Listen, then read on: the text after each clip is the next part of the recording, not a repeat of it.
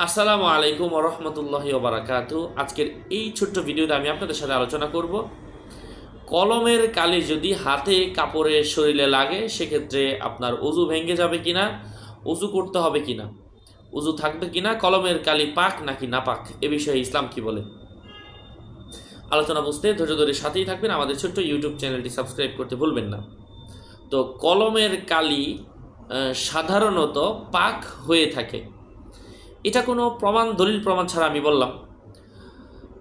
কারণ কলমের কালি যদি এটা এতটাই নাপাক হতো, আপনি দেশের মধ্যে একটা তুলপাড় দেখতেন।